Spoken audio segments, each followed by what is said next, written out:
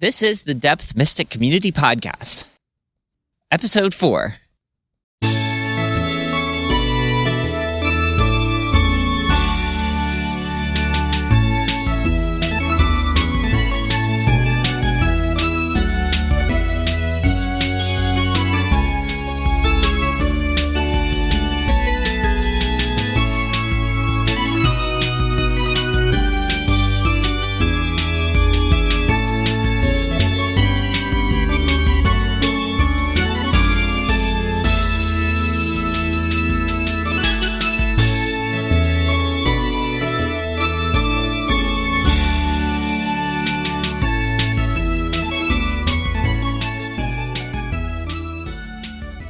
A weekly podcast serving the Depth Mystic community.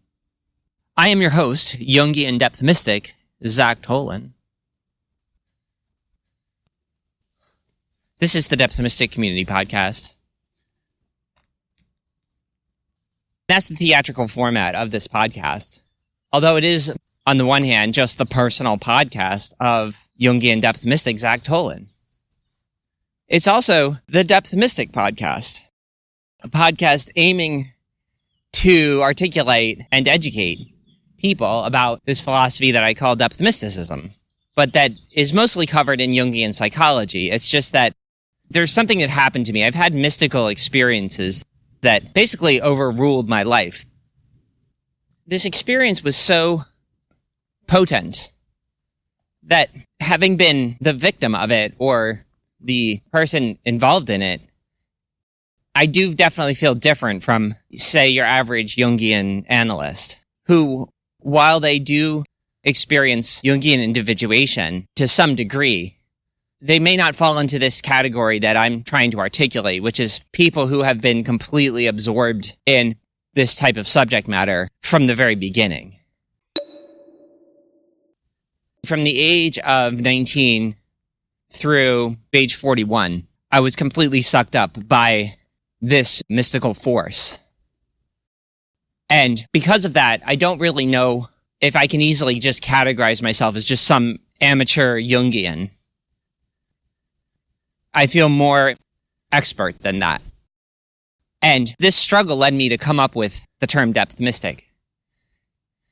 I really do feel sufficiently unlike every other existing category that it does make sense for me to come up with a new name. The first task of anybody who discovers that there is no community of people like them is to create that community. I mean, the very issue in general of being one of a kind, or one of so few of a kind, that you still have to operate entirely on your own, is it's pretty scary. To think of, like, one person finding himself essentially without peers. Fortunately, I've found peers in books. There are a lot of thinkers and authors who admit to the same phenomenon, where they found their primary influences in other writers and thinkers that they hadn't met. But, like, where do you get your sense of self-authority? How do you get your sense that it's okay for you to just be the god of your life, the final authority on right and wrong with regard to your life? How do you get that basic core sense? Because I certainly didn't start with it. I mean, I discovered the possibility with Joseph Campbell, and then I intellectually embraced that possibility of being my own final authority, realizing that no one around me was up to the task of determining right from wrong in most of the areas that actually matter. And so it's up to me, with my own sense of right and wrong, to do that. But it was still like a shocking thought. It remained like an overwhelming thought. I took all measures possible to start embodying that way of life. But it certainly never came easy.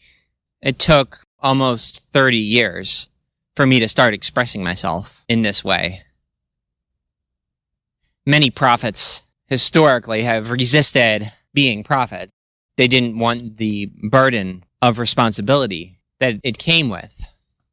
And I would fall into that category, as opposed to the opposite end of the spectrum, where somebody, the moment they discover a thinker who they sort of agree with, even though they've never met them in person, they just shamelessly or in a guilt-free way adopt their philosophy, as if they don't experience that primal guilt that comes with a true transition away from society's values to values derived from one's own personal sense of right and wrong.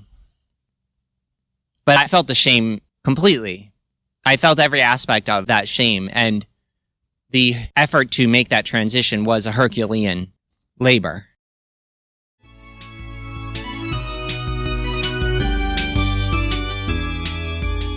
I don't really need to start from scratch in terms of describing what depth mysticism is, because essentially it's Jungian psychology. It's just that I'm not marketing myself as somebody who's studying the psyche. I'm just somebody who stumbled into the kind of energy that Carl Jung devoted his life to describing. Now, normally when somebody stumbles into that energy, they try to become a Jungian psychotherapist, try to become a Jungian analyst. That's sort of like the role that's been carved out for a lot of people. But what happens when somebody is so dramatically and from such a young age sent into the energetic void that is the basis of Jungian psychology? What is a person supposed to do? To cut to the chase, I'm making a podcast, is what I'm doing.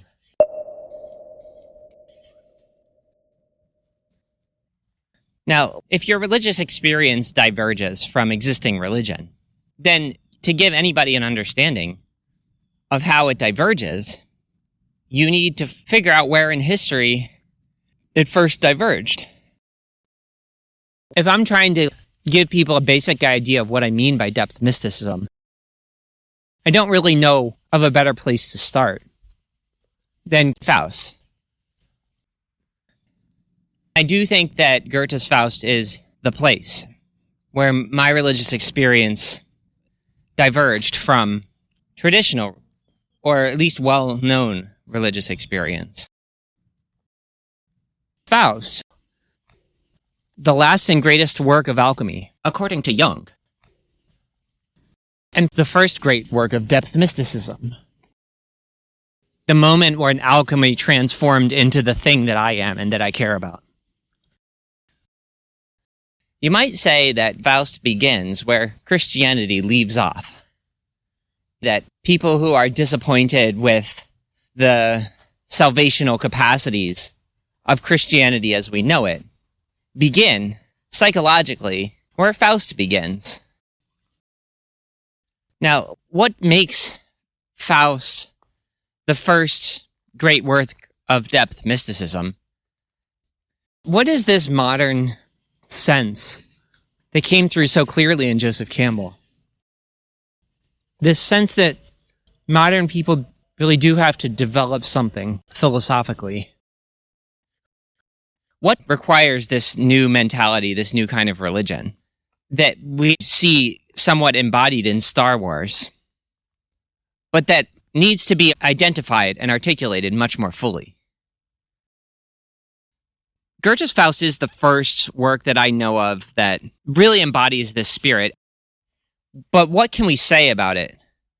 And I was trying to figure it out. I think I did figure out what it is. Basically, for all of history, human beings were essentially earthbound.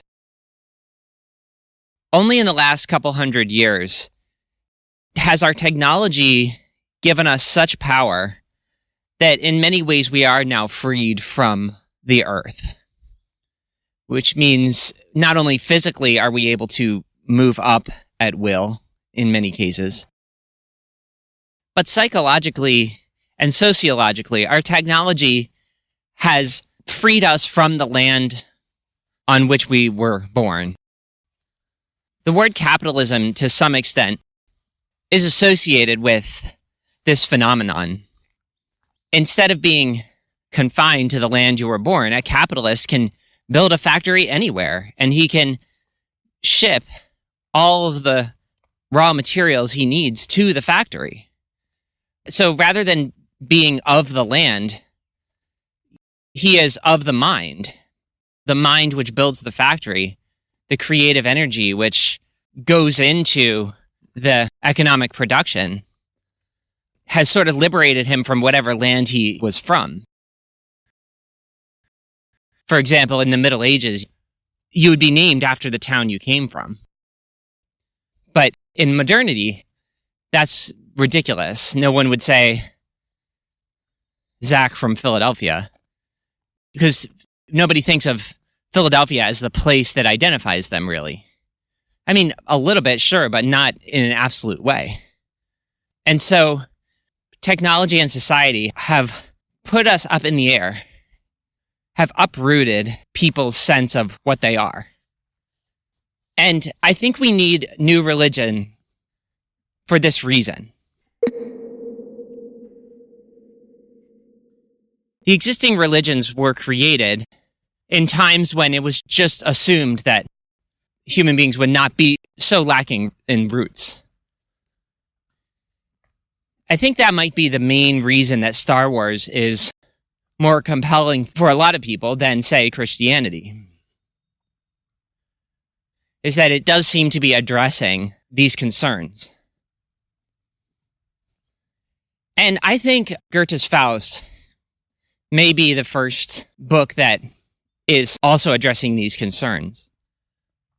So maybe the task of the educational part of the Depth Mystic Community podcast for a while will be to try to explain to people how Faust connects with the modern situation we're in and the needs that we have.